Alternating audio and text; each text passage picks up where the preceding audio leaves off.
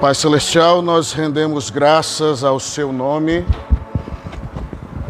Lhe pedimos agora a manifestação do Seu Espírito sobre nós, de maneira que o nosso coração se incline para a Sua vontade, se incline para tudo aquilo que Tu tens a nos comunicar pela Sua palavra.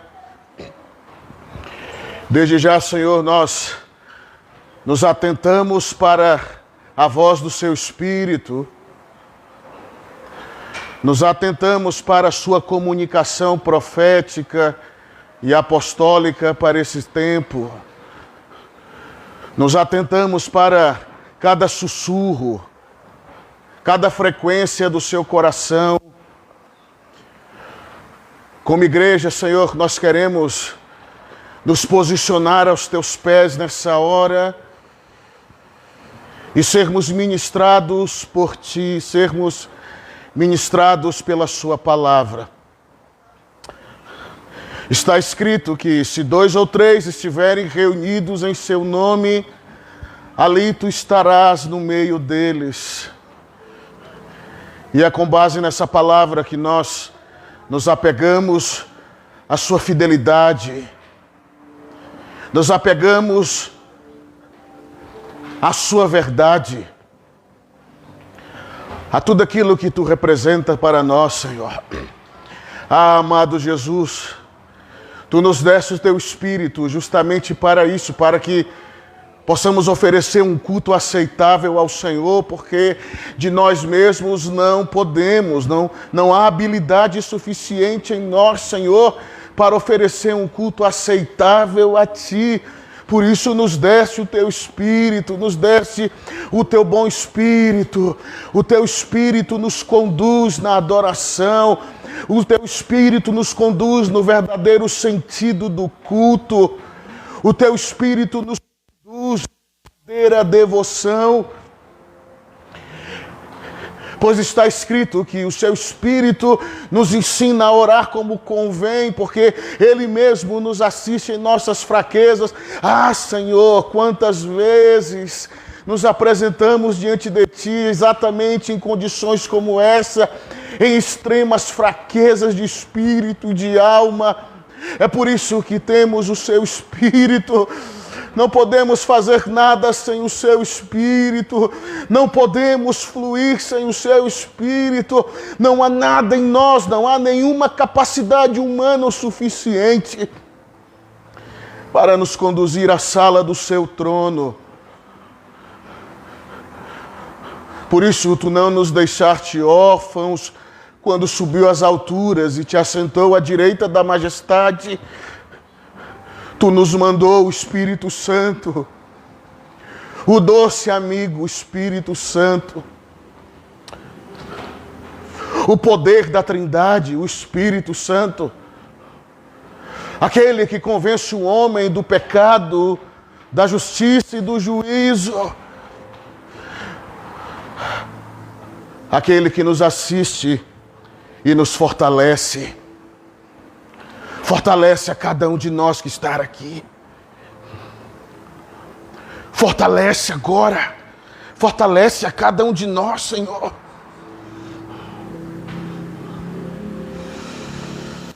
Arranca o cansaço mental das nossas almas. Oh, com as Tuas mãos cirúrgicas. Com as Tuas mãos cirúrgicas. Modifica o nosso ambiente.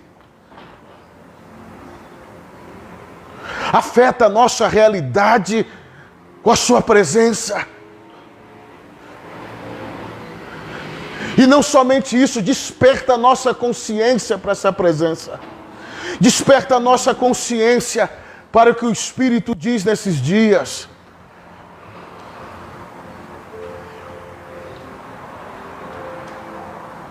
Oh,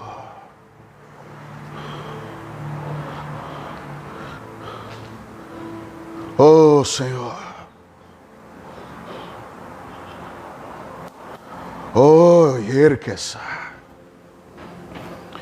Ordalaika Soreklai, Quebrai que turiale que sou. Laive turiclaiha.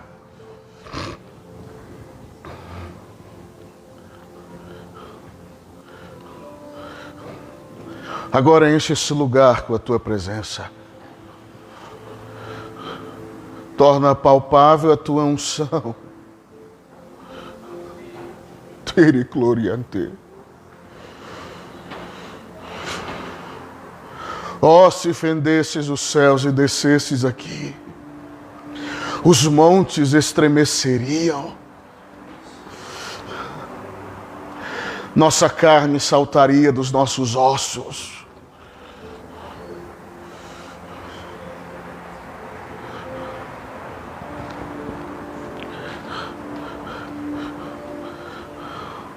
Agora sopra o teu fôlego sobre nós. Sopra o teu vento. Começa a varrer agora todo o entulho que trouxemos da semana. Oh! Sandarai mi orekaske. Ora kaskuramake. Oraske mande korantai. Varre todo o entulho.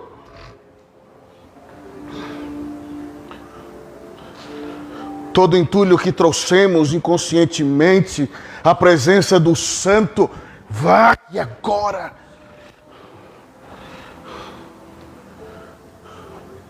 Oh, Saramakita Lamaka.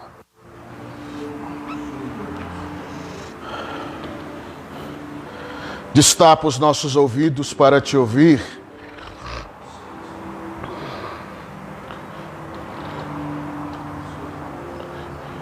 Aguça o nosso discernimento para perceber.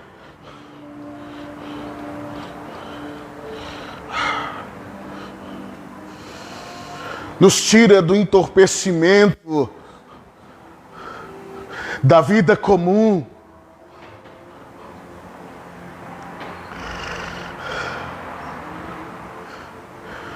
Nos ensina a viver e transitar nesse plano inferior com sabedoria. Porque todas essas coisas, Senhor, passarão diante de Ti. As coisas abaláveis serão abaladas.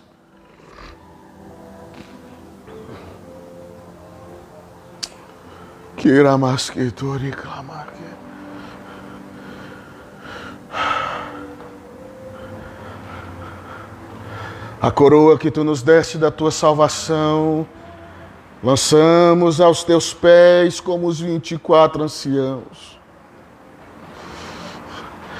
Essa coroa que Tu nos deste por graça e misericórdia não é nossa, Senhor. A coroa com que Tu nos deste, nos dando a dádiva da vida eterna, não é nossa. Pertence a Ti. Pertence a Ti.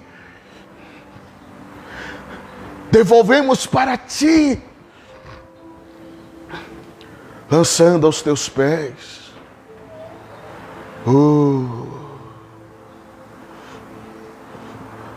Agora mesmo, na quietude, entramos na sala do Seu trono.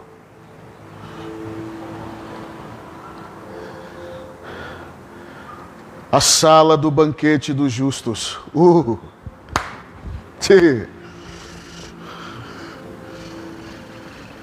Que tarabasque terima. Erkanto yaske morakete. Ori cantaraske.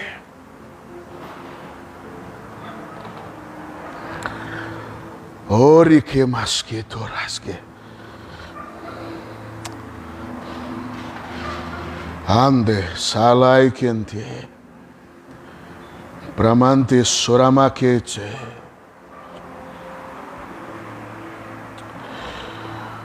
Espírito que ressuscitou a Jesus dentre os mortos. Sua presença está aqui.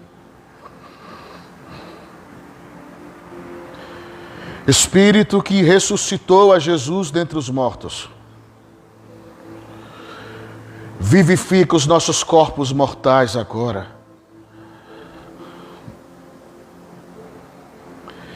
Vivifica a alma abatida agora. E o espírito cambaleante. Coloca-o sob prumo.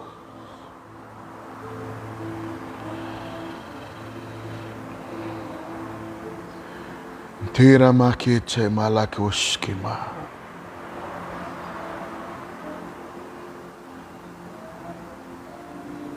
Kinala kiotaraste turamas quereme. Sim, Senhor.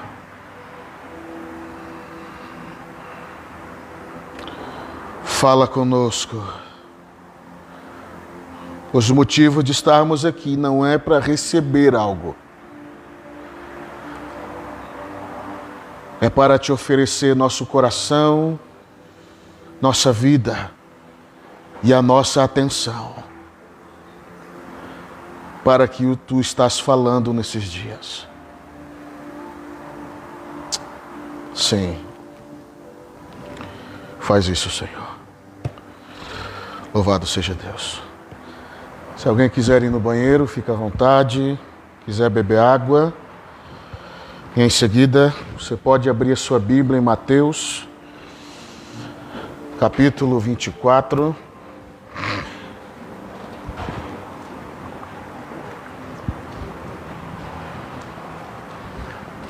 Deixa eu dar um aviso aqui. Com antecedência, né, para vocês poderem se programar. Provavelmente dia 1 era 15 e outro era o quê, Pablo? 8, né? De outubro nós vamos fazer um seminário sobre adoração. Pablo vai estar ministrando sobre isso. E aí vocês precisam entender quão importante é estar aqui, viu? Se programem, por gentileza, porque isso envolve a maneira como cultuamos a Deus. Inclusive, nós vamos receber um entendimento correto do que é culto. Certo? É importante, de verdade, é importante mesmo.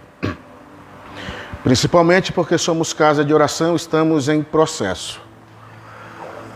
Ok? Porque culto não é aquilo que a gente não vem para o culto para receber. Por isso que eu disse agora há pouco. A gente vem para dar para Ele. Por muito tempo a gente teve esse entendimento, não é? É óbvio que a gente recebe. Isso aí não tem dúvidas, né? Porque Ele é bom e Ele derrama. Mas a nossa motivação primária, quando falamos de culto, é entregar a Ele todo o tributo e toda a reverência. Amém, santos? Então a gente vai estar confirmando no grupo ali. Vai ser no sábado, certo? E provavelmente vamos pegar ali pelo meio da tarde para poder se estender bastante. Nos próximos dias também, depois desse seminário, vamos estar colocando em prática aquilo que o Senhor me falou sobre o movimento de nazireus. E isso significa que eu vou trazer alguns homens chaves da cidade que eu conheço para estar ministrando aqui junto conosco. E vou fazer isso durante alguns sábados também. Também vai ser muito importante. Você sabe, né, irmãos? Por 9 anos de ministério, quantos de fora você já viu chamando para pregar aqui? Só o pastor Neto e o pastor Hilton. Pelo fato de ser altamente seletivo, certo? E aí, depois de muitos anos, Deus está me dando a graça de perceber alguns homens que têm a mesma linguagem, que não são perfeitos, assim como eu não sou perfeito, mas que têm a mesma linguagem, o mesmo entendimento dos tempos, né? E estão na mesma rota. Então, quanto a isso, por isso que eu digo que precisamos ser bem seletivo, bem criterioso. Principalmente quando se trata de vocês serem um rebanho. Então eu não posso colocar alguém por colocar para ministrar para vocês. Vai que é justamente pelo cuidado que temos pela sua vida. Então ser seletivo para que alguém venha e derrame algo sobre vocês é muito importante. Amém? Então a gente vai estar aí nessa dinâmica pelos próximos dias. E eu creio que vai ser desatador, meu irmão. Vai ser desatador. Tá bom? Glória a Deus. Mateus capítulo 24, versículo 10.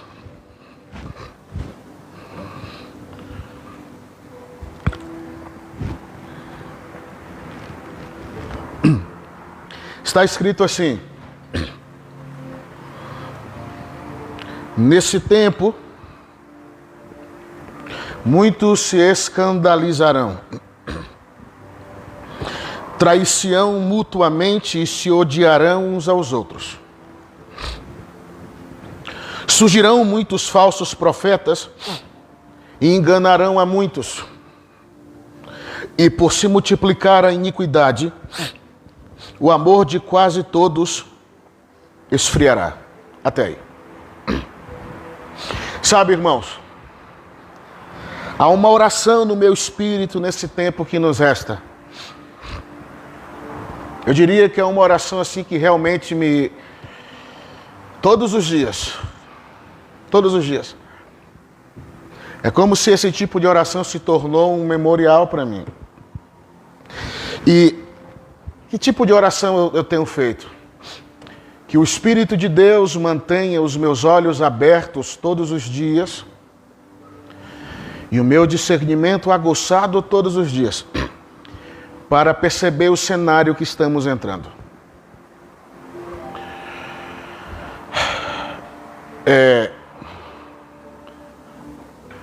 Se a gente parar um pouquinho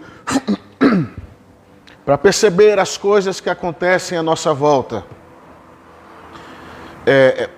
percebemos notícias, porque também é muito importante, porque você se atualiza do que está acontecendo no mundo, nas nações, na própria nação, claro, de fontes confiáveis, né? Você percebe que algumas coisas estão... Jack, pode fechar umas janelas para mim, por favor? Você percebe que as coisas estão se encaixando ou estão sendo preparadas para um cenário específico. Existe um cenário sendo preparado e nós vamos ser inseridos nesse cenário, quer queiramos ou não. Em outras palavras, será inevitável sermos inseridos dentro desse cenário que está sendo desenhado diante de nós pelos próximos dias ou anos. Não muito, óbvio. Quando nós olhamos aqui para as palavras do Senhor Jesus, lemos o versículo 10 e o 12, a gente percebe que, como eu disse muitas vezes, né? A profecia, ela é atemporal. Ela não se limita ao tempo que ela foi liberada. Ela transita para frente, para o futuro. Um pré-anúncio das coisas que vão acontecer. E aí, quando nós olhamos, por exemplo, Jesus dizer que nesse tempo, e o tempo aconteceu ali, mas por ser atemporal, ela avança. A profecia, ela sempre cumpre o seu propósito aqui e avança para o futuro. E aí, Jesus disse, ele desenha um cenário aqui que a gente vai entender um pouco. Dentro desse cenário vai ter uma série de situações ou de atividades, dentre elas, por exemplo, escândalos. Começa por aí. E aí, quando nós falamos de escândalos, me recordo das palavras do Senhor Jesus quando ele disse: ai daqueles por quem vieram os escândalos. Seria melhor Ataram uma pedra de moinho no pescoço com uma corda e se lançaram ao mar. Jesus está tratando o impacto que escândalos vão trazer naqueles dias.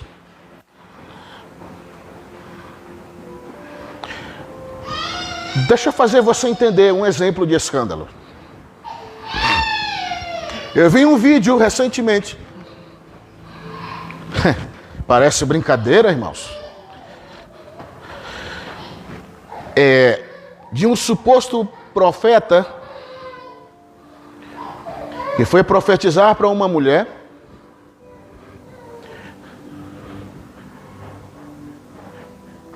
E a profecia dele era extremamente insana.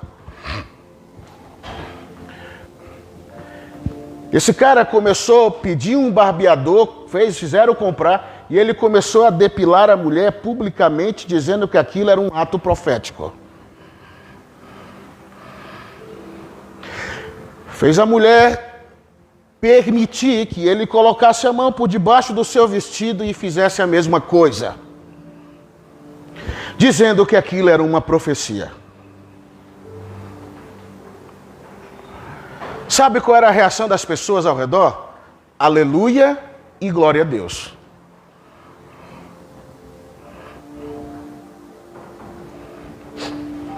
Escândalos.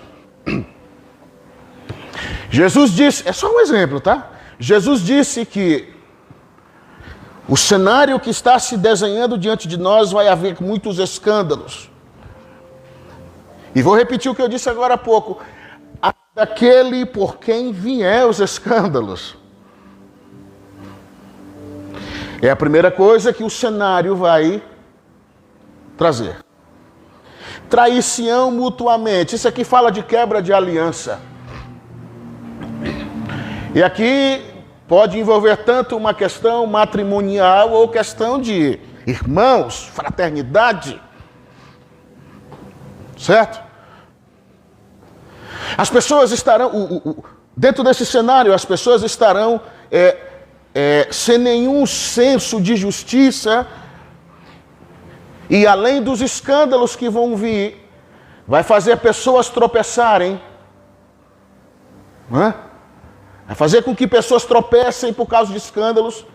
E Jesus, ainda nesse assunto que me vê agora de súbito, ele fala em outro texto que diz, se vocês fizerem um desses pequeninos tropeçarem por causa dos escândalos de vocês, em outras palavras, vocês estão fritos. E se nós olharmos todo o cenário, existem escândalos por todos os lados. O nível de quebra de aliança é algo também impressionante. Repito, isso se dá de ambas as esferas.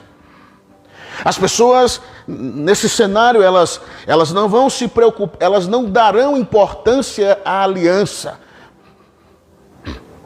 Não darão importância à lealdade ou à fidelidade. Literalmente, dentro desse cenário, eles vão desprezar isso.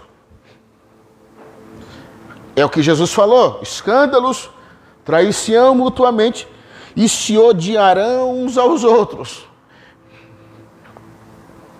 Percebe que cenário é esse? Rapaz,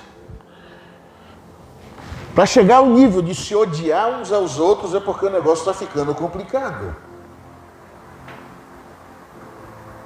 Porque aí você tem vamos dizer assim, uma despeita ou uma indiferença com alguém, até vai.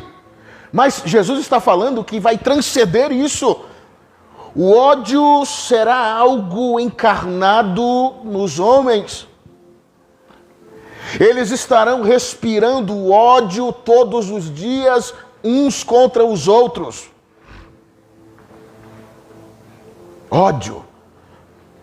E aí eu me lembro do meu livro. Em nome de Jesus, até o final do ano, começo do ano que vem, esse livro vai estar lançado, meu irmão. Que fala justamente sobre o ódio. Então observa, o cenário não vai ser bom.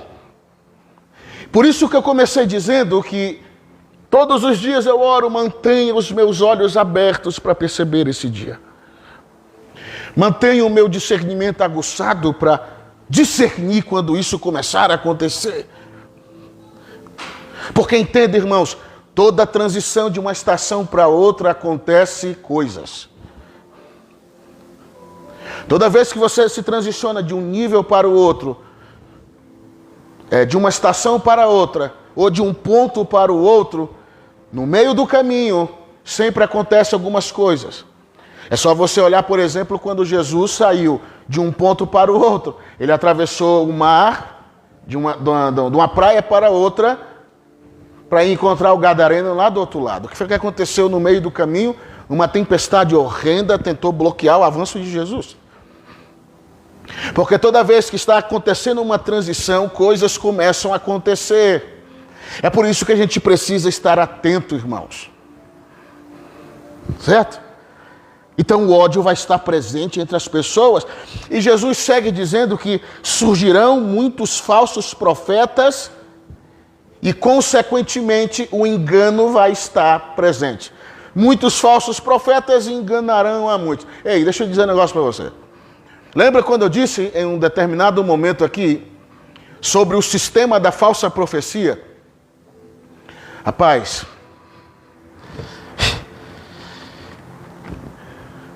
eu estive num evento esses dias, ontem especificamente falando. No meio do culto, uma mulher se levantou para profetizar.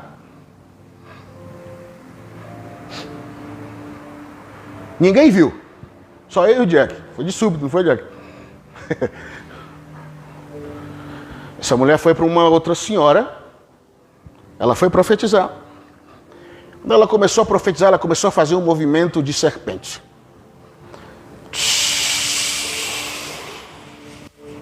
Sibilosa. Subitamente a voz fina daquela mulher sofreu uma distorção e ela parecia um robô falando. Quando eu olhei o Jack, santo Deus. Em todo lugar, a distorção da profecia e a falsa profecia está presente em todo lugar.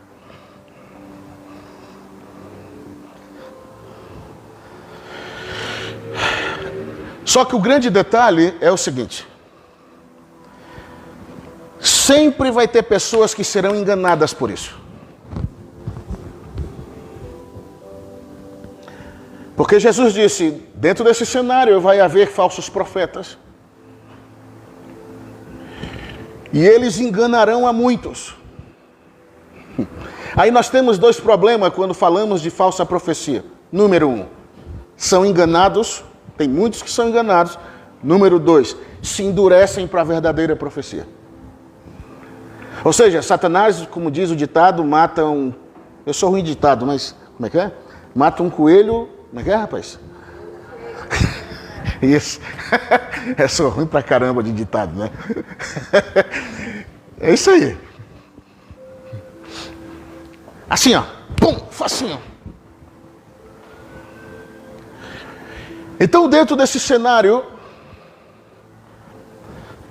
a falsa profecia vai estar presente e vai enganar a muitos. Muitos vão cair sobre isso. E se endurecer para a verdadeira, né? Obviamente. E aí o versículo 12 me chama a atenção que Jesus disse que por se multiplicar a iniquidade, o amor de quase todos esfriará. Ainda bem que aqui nós temos uma esperança, porque Jesus não disse de todos, quase todos. Eu espero que eu e você não estejamos nesse grupo, santos. Isso é muito sério, viu? E aí, em outras palavras, aqui nesse versículo eu vejo que a maldade do coração dos homens, que já vai estar daquele jeito, será o mecanismo multiplicador da iniquidade. Deixa eu fazer você entender isso aqui. Iniquidade por si só já é algo terrível. Agora Jesus está dizendo o seguinte, que essa iniquidade vai ser multiplicada. Percebe? O coração dos homens, a maldade que há no coração dos homens será um mecanismo multiplicador da iniquidade. Os homens vão multiplicar a iniquidade e vão consolidar ela na terra, irmãos. Isso aqui é muito sério. E aí, por causa que a iniquidade vai se multiplicar e vai ganhar volume, vai ganhar peso sobre a terra, Jesus disse, nisso daí, o amor de quase todos vai se enfraquecer. Ei, Jesus está falando aqui, irmãos, não é do amor ao próximo, compreende? E aí uma vez que o amor se esfria, aí eu entro naquela linha que Paulo fala, eu me torno amante de mim mesmo. Os amantes de si mesmo nada mais são do que aqueles que já esfriaram o seu amor para o próximo. Quantos estão entendendo? Certo? Está bem claro, né? A iniquidade se multiplica, ganha peso, e as pessoas vão se esfriando no amor. Por isso que o ódio vai entrar em cena. Está bem explicado isso daí.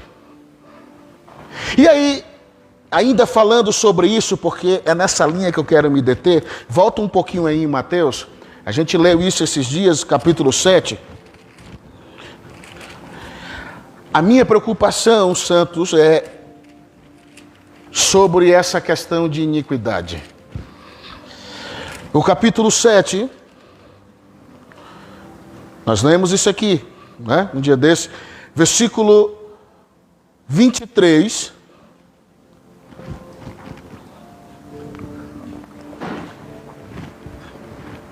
Jesus disse o seguinte: então lhes direi claramente naquele dia, nunca vos conheci. Afastai-vos de mim, vós que praticais a iniquidade. Ei, olha só. Vou falar algumas coisas que eu repeti. Que eu falei um dia desse, eu repeti. Observa que Jesus não disse assim. Ele não disse assim. Afastai-vos de mim, vós que praticais o pecado. Porque o pecado não é uma prática, é um acidente. Eu peco porque eu sou humano. Essa carne aqui me faz pecar. E aí, eu pego um gancho nas palavras de Davi, porque tem tudo a ver com isso quando ele diz assim, Senhor, tu conheces a nossa estrutura e tu sabes que nós somos pó. Davi estava dizendo, tu sabe a nossa estrutura, Senhor. Nós somos exatamente isso mesmo. Então ele conhece a nossa estrutura. Jesus não disse, afastai-vos de mim, vós que praticais o pecado. Ele disse que aqueles que praticam a iniquidade serão separados dele. Então aqui nós temos uma diferença, irmãos, muito grande. E aí, para você entender um pouquinho a gravidade dessa questão, eu vou lhe dizer por que a iniquidade é tão devastadora. Número 1, porque ela, o sentido dela é ação premeditada para praticar atos de maldade. É algo consciente. Não é, por exemplo, como eu já falei muitas vezes brincando, você bate o seu dedo mindinho na mesa, na perna da mesa ou da cadeira. E aí quem ainda não tem ainda um domínio próprio nessa área de, por exemplo, palavrão, solta um. Ah, Senhor, me perdoa. Foi súbito, foi um acidente. Puxa vida, eu não podia ter falado isso, meu Deus. Quem tem problema ainda nessa área? É acidental. Foi um deslize. Porque eu sou homem, eu sou pó. Mas iniquidade é uma ação premeditada. Eu sei que é mal, mas eu quero que é mal. Eu sei que é destrutivo, mas eu quero que é destrutivo. Eu sei que eu não deveria fazer isso, mas eu vou fazer igual. Porque não dá nada. Por isso que Jesus não vai aceitar ou tolerar diante dele aqueles que praticavam o exercício da iniquidade. Porque como ele é conhecedor dos nossos corações, ele olha sempre para o nosso coração. Ah, você está fazendo então conscientemente? Você sabe que é errado e está fazendo, você continua fazendo, continua fazendo e continua fazendo. É uma ação premeditada, consciente de atos de maldade. O segundo ponto, o segundo motivo, porque a iniquidade é tão grave, está aqui. Abra comigo em Romanos capítulo 6. Eu vou lhe dizer porque é tão grave. Estamos entrando, tá? Isso é um alerta para nós, irmãos, para a gente não cair nesse laço nos últimos dias. Quantos entendem isso? Diga amém. Nós não podemos cair nesse laço nos últimos dias. Não podemos. Não podemos mesmo. Romanos capítulo 6. Vou lhe dizer o segundo motivo porque a iniquidade é tão grave. Romanos 6. Versículo 6. Pois sabemos isto, que o nosso velho homem foi com ele crucificado, para que o corpo do pecado seja desfeito, a fim de não servirmos mais ao pecado. Pausa. Observa. Medidas de pecado. Medida de pecado sobre medida forma o corpo da iniquidade. Segundo motivo porque a iniquidade é grave, porque ela possui um corpo espiritual. Observa, pecado é uma coisa. Agora, medidas de pecado. Uma medida, outra medida, outra medida, outra medida. Se forma um corpo. A iniquidade ganha corpo. Por isso ela é tão grave. E ainda no versículo 13, olha aí comigo o que está escrito ali que Paulo diz. Tampouco apresenteis os vossos membros ao pecado por instrumentos de quê, santos? Iniquidade. Mas apresentai-vos a Deus como vivos dentre os mortos e os vossos membros a Deus como instrumentos de justiça. Observe isso daqui. Deus não se aborrece... Vou formular melhor isso. Deus se aborrece com o pecado? Sim. Mas ele não suporta a iniquidade. Eu costumo dizer que o céu, aqui é uma chave poderosa. O céu é o destino para pecadores arrependidos e não para iníquos convencidos. O céu não é para iníquos, meu irmão. O céu é para pecadores que se arrependeram. Digam amém. Pecadores que se arrependeram, que sabem da sua miséria, que sabem da sua fraqueza, da sua falha, de toda a sua limitação, mas se arrependeram. O céu pertence a pecadores arrependidos, não a iníquos convencidos de santidade, ou convencidos que está tudo bem. Observa que Paulo ele mostra aqui que a medida do pecado, medida sobre medida, ganha corpo. É como se o corpo da iniquidade está paralelo ao meu, no mundo espiritual. E aí em seguida ele cita aqui, que nós não podemos apresentar os nossos membros ao pecado como instrumentos da iniquidade. Ele está associando medidas de pecado a um corpo de iniquidade que é feito à medida que essas medidas aumentam. Vacilei hoje, tá. Vacilei amanhã, vacilei depois, daqui a pouco eu começo a me tornar cúmplice daquilo. Ai, meu Deus, aí se foi. Já não é mais pecado. Então o cenário que Jesus estava mencionando naqueles dias é esse. A iniquidade vai se multiplicar e as pessoas vão andar gélidas de um lado para o outro. Elas não terão fulgor, elas não terão brilho em si mesmas. Pelo contrário, o ar gélido do ódio, da indiferença, do egoísmo, da egolatria, vão estar concentrados dentro do coração dos homens. E o amor vai se esfriar. Vou lhe dar mais um motivo porque a iniquidade é tão terrível. Se a iniquidade tem um corpo,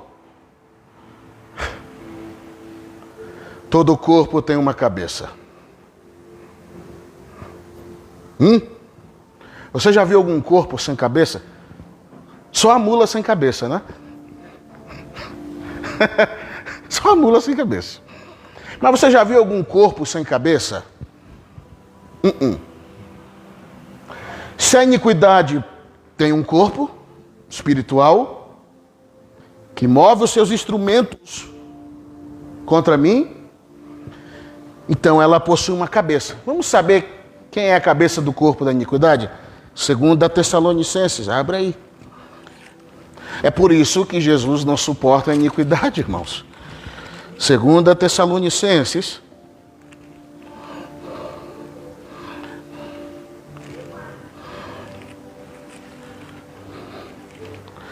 Olha isso. Capítulo 2.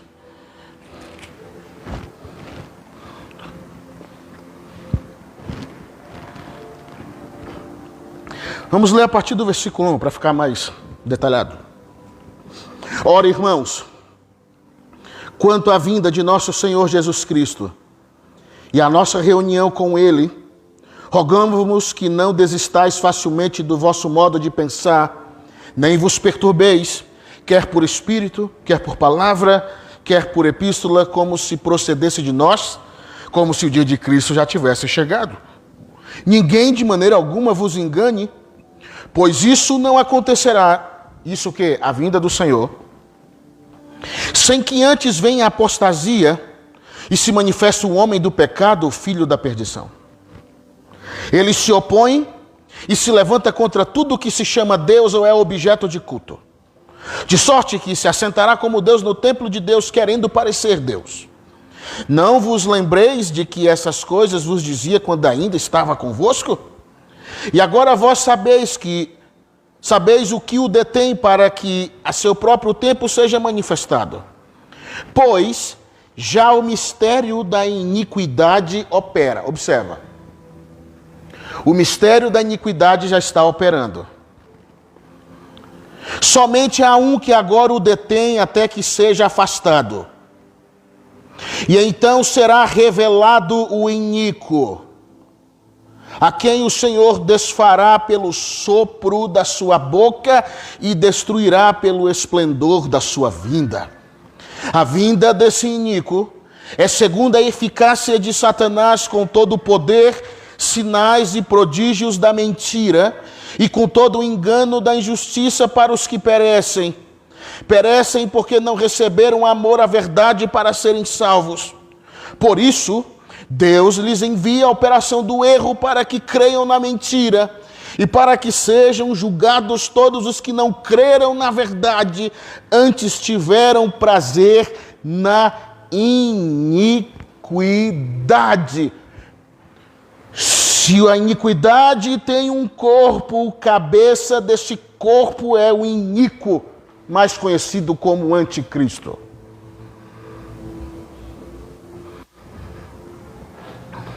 Paulo é bem claro em dizer, ele chama o anticristo de o iníquo. O iníquo é relativo à iniquidade. Percebe? A iniquidade significa qualidade ou caráter iníquo.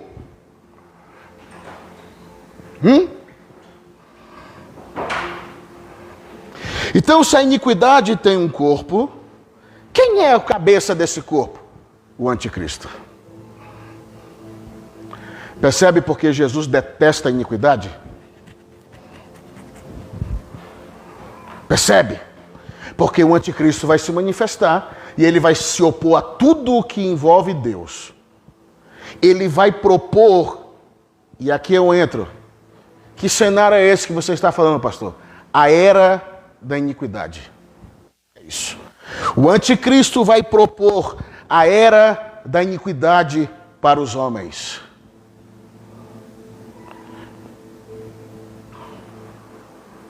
O cenário é esse. E quer queiramos ou não, será inevitável. Nós vamos entrar nessa era. Nós vamos entrar nessa era, a era da iniquidade.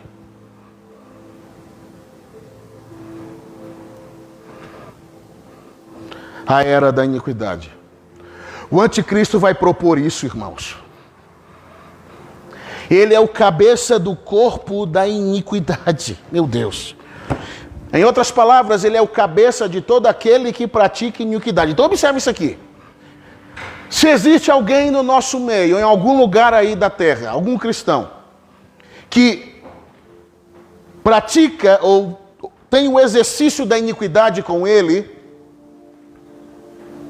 o cabeça desse camarada é o anticristo.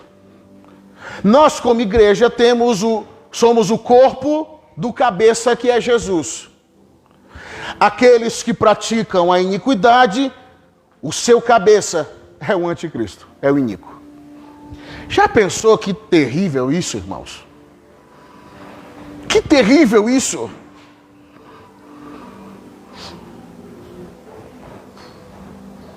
Que terrível! E aí nós vemos, por exemplo, no versículo 10, todos vão abraçar a iniquidade. Todos que vão abraçar a iniquidade, eles perecerão. Pelo simples fato de que, no versículo 12 diz isso, eles não amaram a verdade como tinham que amar, porque afinal de contas a verdade de Deus é desafiadora, a verdade de Deus é confrontadora, a verdade de Deus traz desconforto, a verdade de Deus me tira dessa zona de iniquidade, me puxa para a responsabilidade, me puxa para o confronto. Então as pessoas não vão amar a verdade. Está aqui, Paulo falou. Por não amarem a verdade, aí Deus vai permitir que esses caras caem na operação do erro. Deus vai permitir isso. Está aqui, diz que Deus vai entregar eles para isso. Porque não amaram a verdade, eles preferiram a iniquidade.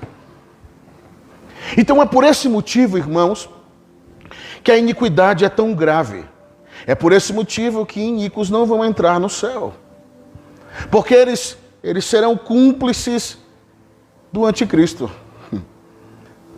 Eles serão cúmplices do filho da perdição. Irmãos, entenda isso, pelo amor de Deus.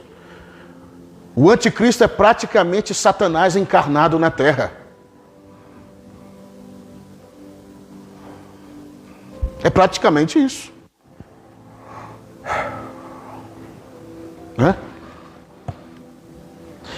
Agora abra comigo em Salmos 94. Quantos estão entendendo? Muito bem. Salmos 94.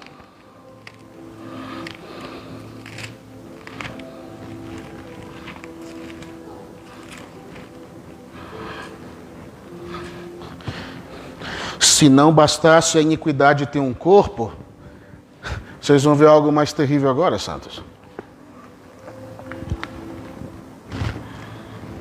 Meu Deus. Versículo 20.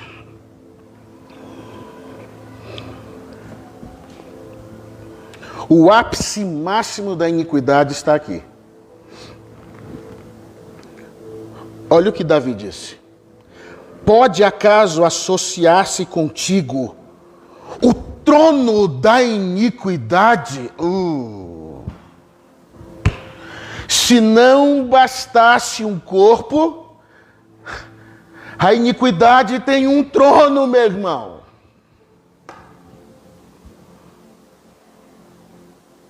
O trono da iniquidade.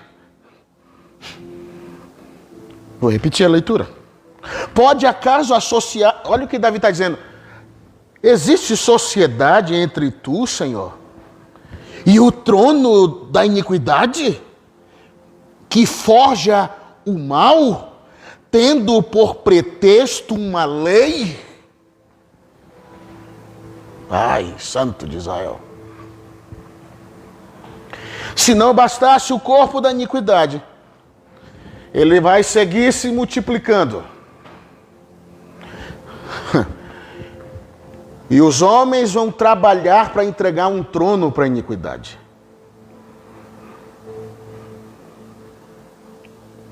E o iníquo é a própria iniquidade encarnada. Por isso ele vai se sentar num trono para parecer ser Deus. Percebe? A iniquidade tem um trono. Ei, todo trono tem um regente, um governante e súditos à sua volta. Todo trono estabelece leis. E óbvio, é tudo contra Deus, tudo contra a igreja, tudo contra os santos eleitos do Senhor. Tudo contra, tudo se opondo, cauterizando a mente das pessoas. E aí você não precisa abrir, eu vou abrir aqui rapidamente num texto aqui. Observa que Davi diz o seguinte, ó. Pode acaso associar-se contigo o trono de iniquidade que foge o mal, tendo por pretexto uma lei? Que lei é essa? Eu vou lhe mostrar. Olha isso daqui. Olha o pretexto dos caras. 7... Romanos 7,14. Bem sabemos que a lei é espiritual, mas eu sou carnal, vendido como escravo ao pecado. Muito bem. O que faço, não entendo. Pois o que quero, isso não faço. Mas o que não quero, isso eu faço. E se faço o que não quero, consinto com a lei que é boa. De maneira que agora já não sou eu que faço isso, mas o pecado que habita em mim. Eu sei que em mim, isto é, na minha carne, não habita bem algum. Com efeito, o querer está em mim, mas não consigo realizar o bem. Pois não faço o bem que quero, mas o mal que não quero, esse eu faço. Ora, se eu faço o que não quero, já não faço eu, mas o pecado que habita em mim. Acho então essa lei em mim, que quando quero fazer o bem, o mal está comigo. Pois segundo o homem interior tenho prazer na lei de Deus, mas vejo nos meus membros outra lei, que batalha contra a lei do meu entendimento e me prende debaixo da lei do pecado que está nos meus membros. Miserável homem que sou, quem me livrará do corpo dessa morte? Sabe qual é o pretexto? A lei, tendo a lei como pretexto, a lei do pecado. As pessoas, elas farão o seguinte, observe o que eu quero dizer com isso. Elas usarão a lei do pecado como pretexto para construir um trono para a iniquidade. Eu sou pecador. Quer que eu te dê? É fato que a gente é pecador. Quer que eu dê um exemplo para você entender? Presta atenção. Se um dia você ouvir alguém, isso aqui talvez vai chocar alguns. Se um dia você ouvir alguém dizer assim, não olhe para mim,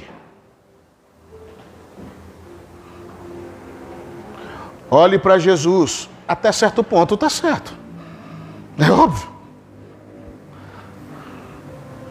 Um camarada que diz algo dessa maneira, primeiro ele não se garante, segundo tem alguma coisa errada aí.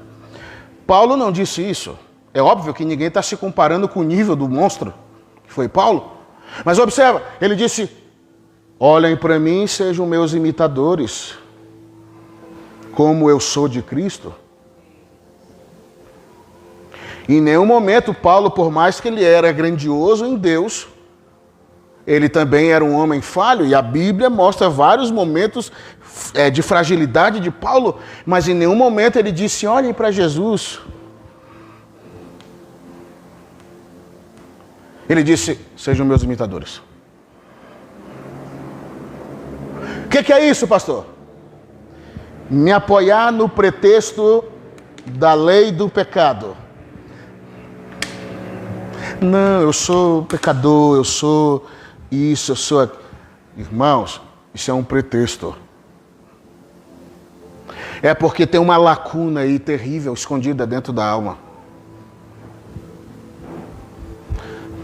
Repito, não estou falando de deficiências naquilo de tropeços.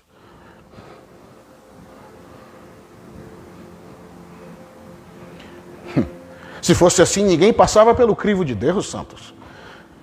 Estou falando da iniquidade ganhando um corpo dentro de alguém. Ah, esse realmente você não pode sequer olhar para um cara assim. Você não pode compactuar com um cara assim. Você não pode sentar sequer na mesa com alguém assim.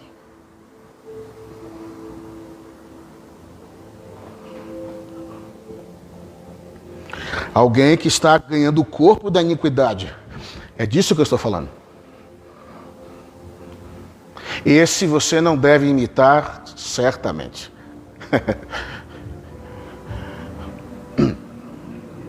Então, observa que Davi estava dizendo, o trono da iniquidade usa um pretexto, uma lei. Que lei? A lei do pecado. Ah, não, eu sou...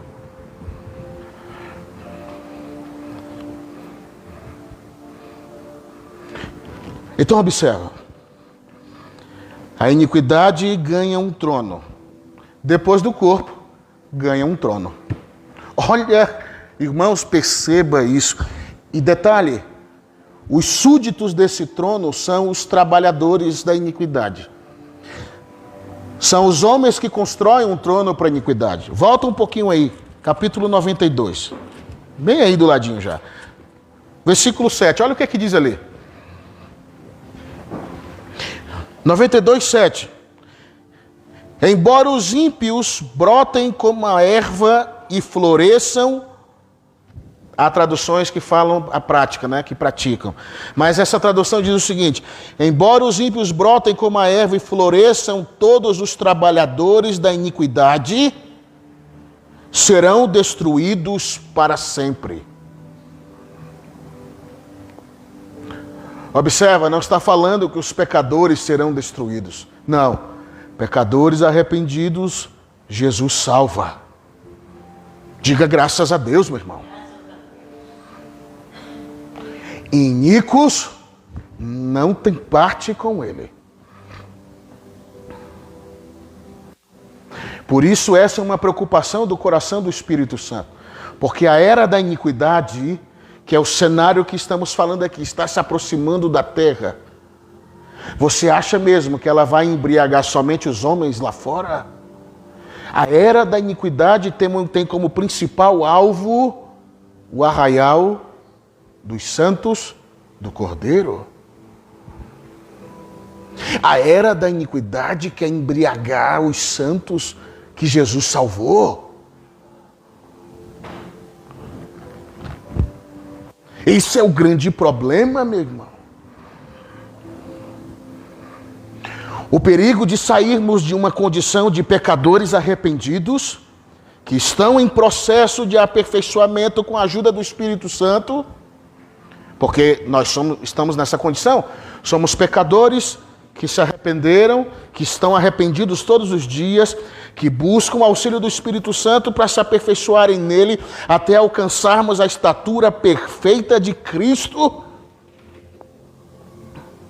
Mas aí corremos o risco da era da iniquidade que se aproxima e esses pecadores arrependidos em processo de aperfeiçoamento serem laçados com isso, embriagados com a iniquidade. Então eles saem da condição de pecadores arrependidos em processo e entram na condição de iníquos convencidos. Aqui está o perigo. E mais, de serem os trabalhadores que financiam o trono da iniquidade, financiam o governo e a regência do anticristo. Ei, o anticristo é um mistério obscuro e tenebroso que já está operando. Eu quero lhe dizer, sem medo de errar, ele já está no mundo.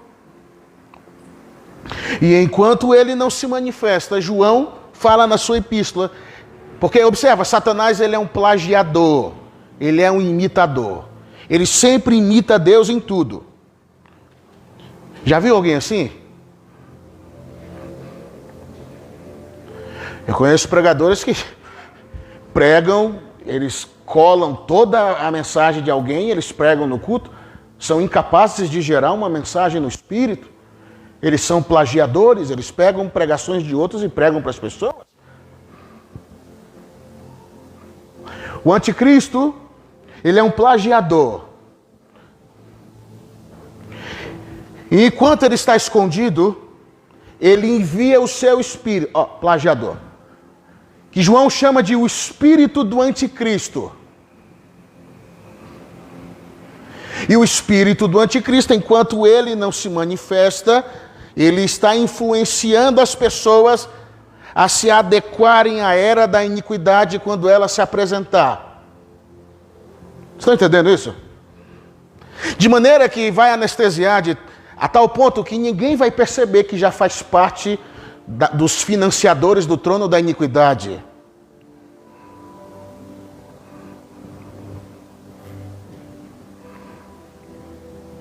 É isso aí. Então, enquanto ele não se manifesta, sua influência satânica está cauterizando a mente das pessoas, cauterizando a mente de muitos cristãos. E eles estão entrando na era da iniquidade de forma antecipada, estão sendo anestesiados por isso.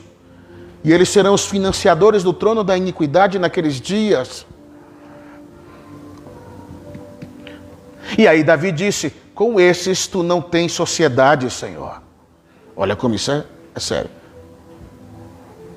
Aí eu lhe pergunto, santos,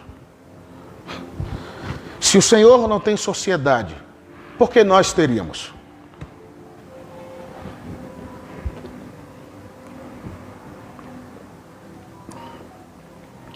Aqui não estou falando de querer ser melhor do que ninguém, de maneira nenhuma, não me interprete errado.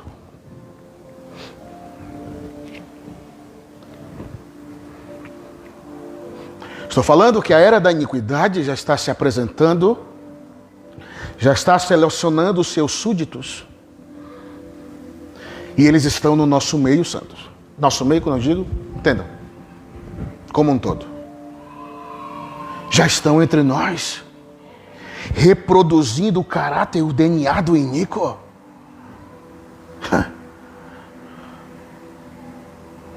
Meu Deus, isso é terrível.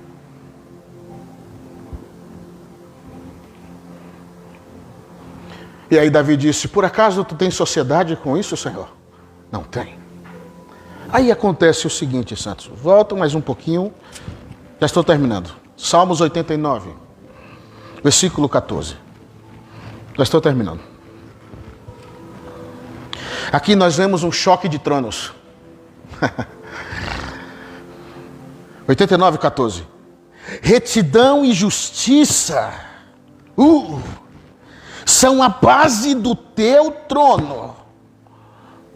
Amor e fidelidade vão à tua frente. Bem-aventurado o povo que aprendeu a aclamar-te, que anda à luz da tua presença. Ó Senhor, diga amém, meu irmão. Aqui nós temos um choque de tronos. O trono de Deus contra o trono da iniquidade. Tronos distintos. Com a base distinta. Observa que a base do trono de Deus é retidão e justiça. Vai olhar para a base do trono da iniquidade. Impiedade, injustiça, engano, sagacidade, destruição.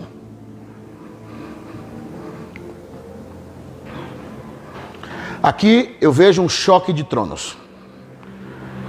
Mas é óbvio que eu não preciso nem dizer aqui que o trono do Senhor está acima de todo e qualquer trono. Seu trono é elevado, seu trono está acima do cosmos. A questão que eu quero aqui me referir é aos súditos que estão à volta de cada trono. O choque de tronos em si, que eu quero dizer aqui, não é exatamente o trono de Deus contra o da iniquidade, porque Não existe. Deus não briga com ninguém. Ele não precisa lutar contra ninguém. Ele é tão poderoso que ele não precisa. Ele não precisa. Ele tem seres ao dispor dele. Ele não precisa. A diferença é tão grande, é tão abismal que ele não precisa. O choque de tronos que eu estou me referindo é aos súditos que estão em volta de cada trono aqui. Quem está em volta contemplando o trono de Deus e aqueles que estão em volta do trono da iniquidade contemplando o corpo da iniquidade e o seu cabeça. O choque está aqui, santos. Luz e trevas. Está aqui. Vai dar choque sempre. É praticamente como se fosse trigo e joio. Entende isso? O trono da iniquidade, é certo, ele tem que se dobrar e ele já se dobrou ao trono de Deus. Não tem.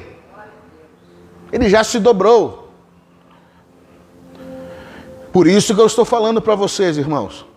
O choque de tronos aqui é aos súditos que estão à volta de cada trono. O choque acontece ali. A guerra acontece ali. De um lado, decretos de vida.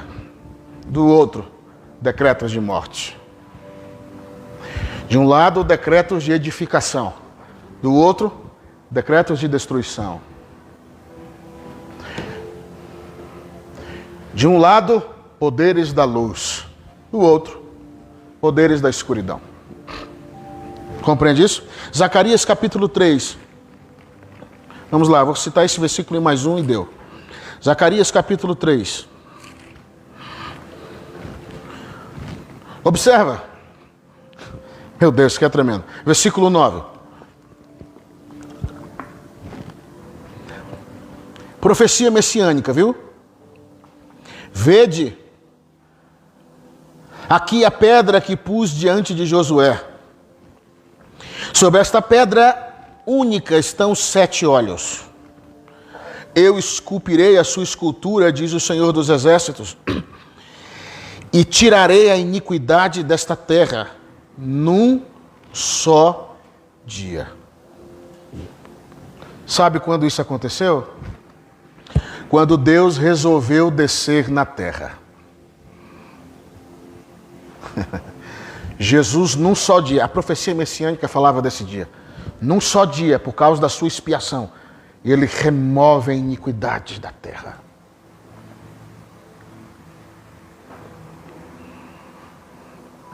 É por isso que a iniquidade, por mais que seja grave,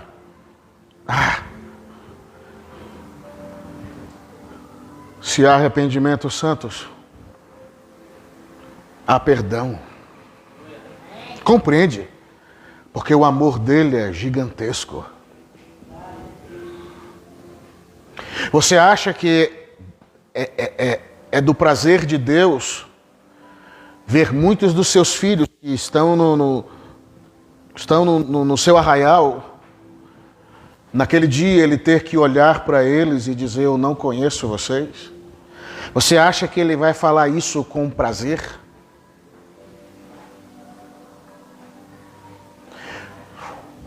Você acha que ele vai falar isso com alegria? Porque eram filhos santos dele. Eram filhos. Quantos estão entendendo? Filhos.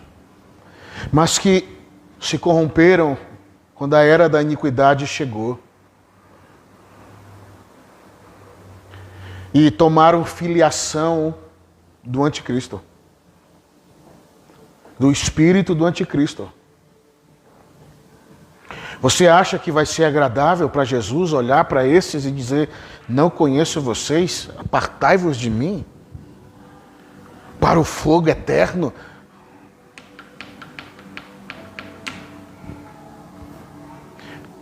Ezequiel disse que ele não tem prazer na morte do ímpio.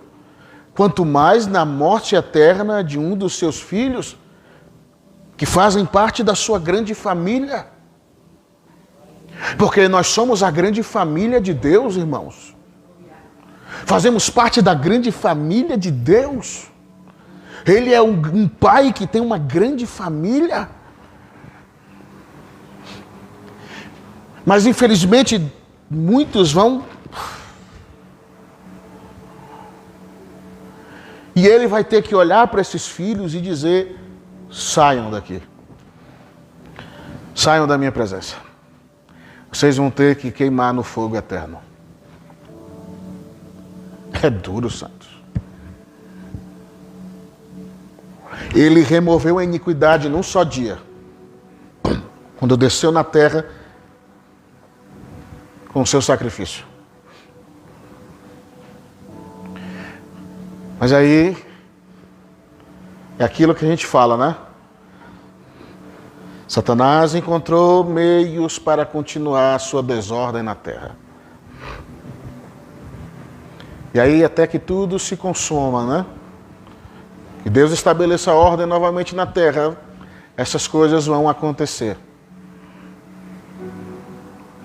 Compreendem isso?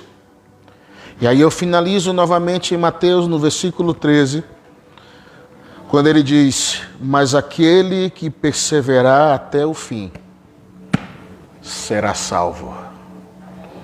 Diga amém. Aquele que perseverar até o fim.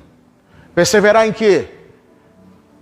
Perseverar em ser santo.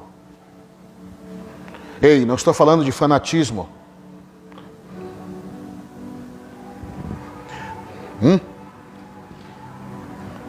Não estou falando em ser quadrado. Eu não estou falando, irmãos, eu não estou falando que TV é do diabo, como muitos cristãos diziam antigamente. E isso sim é nocivo, certo? TV é do diabo. E tantas outras coisas que são meras liturgias de homens. Estou falando em perseverar, em estar do lado certo. Sim, eu sei que é difícil, vai ser trabalhoso, meu irmão. Eu sei que às vezes a gente tem que vencer até nós mesmos. Já não basta demônio, já não basta problemas, já não basta dificuldades. Aí muitas vezes a gente tem que derrubar nós mesmos. Eu sei que vai ser difícil. Eu sei que é difícil. É por isso que Jesus disse: vocês têm que perseverar. Se vocês perseverarem até o fim, diante de todo esse cenário, vai valer a pena, porque vocês serão salvos. E eu lhe garanto que não existe nada nesse mundo, nenhuma dor, nenhum sofrimento, nada, santos, que se compare à alegria da salvação. Nenhum prazer humano, momentâneo, passageiro, nada, meu irmão, nada desse mundo, nada nesse mundo vai se comparar com a alegria da salvação. Consegue entender isso? Por isso, vamos perseverar. Quando as coisas estiverem boas, quando estiverem ruins, vamos perseverar até o fim, meu irmão. Amém? Se coloque de pé no seu lugar.